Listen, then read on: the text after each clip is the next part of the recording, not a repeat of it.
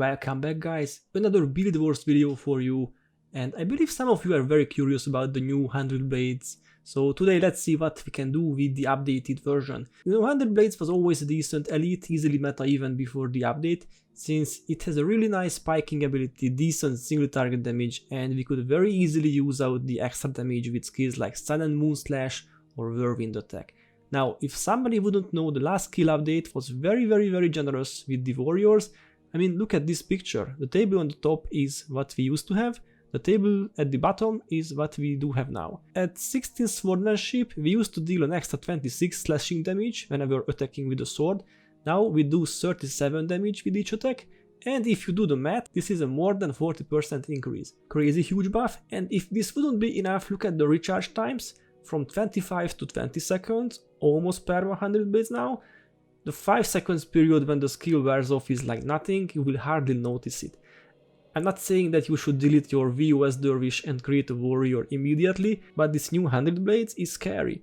I can see the warrior taking some of the derv's role in the speed kills, honestly. Anyway, the trick in this build, or at least this is how I like to use it, is that you bring a hero with Dark Fury. This way you can generate so much adrenaline that Sun and Moon Slash becomes spammable. This skill attacks your target twice, so it's like attacking your enemies with 2 swords all the time. Obviously, both slashes will benefit from all the extra damage from 100 blades, from Strength of Honor, from Splinter Weapon, even from a Vampiric mode, meaning this is a very powerful way to deal huge damage to your target. Easily 150 plus damage each time you hit something with this skill. Then we have the good old Whirlwind Attack for walled up enemies. For Great Justice and Enduring Harmony provides a 30-second long double adrenaline gain. Save yourselves can help defend your allies. And for increased attacking and movement speed, I choose Drunken Master. This way I can save a skill slot, no need Flail or Enraging Charge to reach the maximum 33%. But if you dislike using alcohol for Drunken Master, feel free to add any other stance you like. Alright, attributes are 16 swordsmanship, 11 strength and 9 tactics. The 5 soul reaping comes from the Necro modded sword. A tactics or strength shield is recommended of course, and maybe a vampiric mode as well. The shield mods are quite optional though. I just found this celestial shield on one of my heroes and just gave it to my warrior. It's personal preference. Okay, here you can see the runes: Sportsmanship +1/+3 headpiece, Strength +1, Tactics +1, Attunement and Vigor runes, and 5 Radiant insignias. Now the reason I choose Radiant is because the build is quite energy heavy. Like, just to activate all the shouts, the elite, the stance, you will need like 25 energy. Okay, here is how to use the build. Give yourself Strength of Honor and activate Drunken Master, preferably with some alcohol. Find some enemies, and when you get close, like earshot close, use Enduring Harmony, for Great Justice and To the Limit in this order. If there are at least 4 enemies in earshot, this combination of skills will trigger Sun and Moon Slash immediately, and then just use 100 blades and Sun and Moon Slash all the time. If your party is in trouble, give them Save Yourselves. If your opponents are dumb enough to stand close to each other, give them Whirlwind Attack. Rinse and repeat till there is nothing left to fight. Actually, this build is pretty beginner friendly too. There is not much you can mess up. Even if you use the shouts in the wrong order, you will be doing nice damage with 100 blades and auto attacks. Okay, let's see what can go wrong.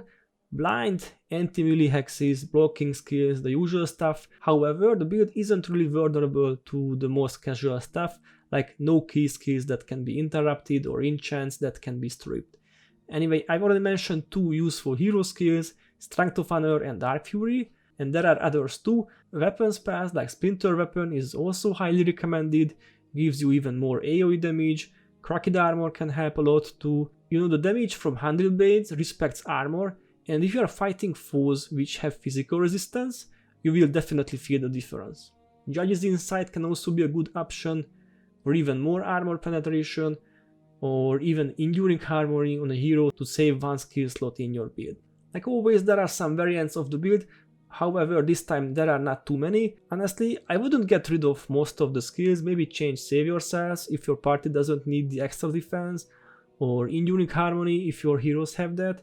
Maybe add I'm Unstoppable to be more tanky, or Azure Scan for block and blind heavy areas, or if you pop a cupcake or something to have a higher energy pool, You can add the Ebon Battle Standard of Honor for even more damage. And finally, I have a surprise for you. I didn't include the next build in the variant on purpose. It's more like a fun one than a viable one. You know, I like to play with the Master of Damage NPC and test my builds against it. Usually if you can kill your target in 4 or 5 seconds, that's pretty nice. For example, 700 or 800 damage is decent. Then I get a fun idea. Watch this.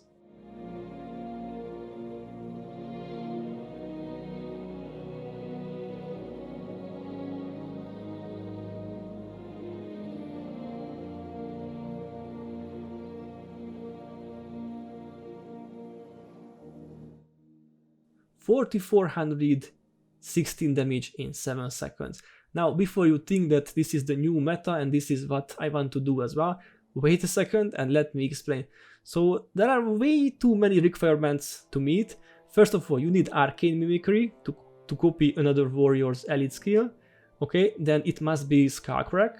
Then you need a hero with Mark of Fury, and you need a pretty high energy pool just to execute a very short spike.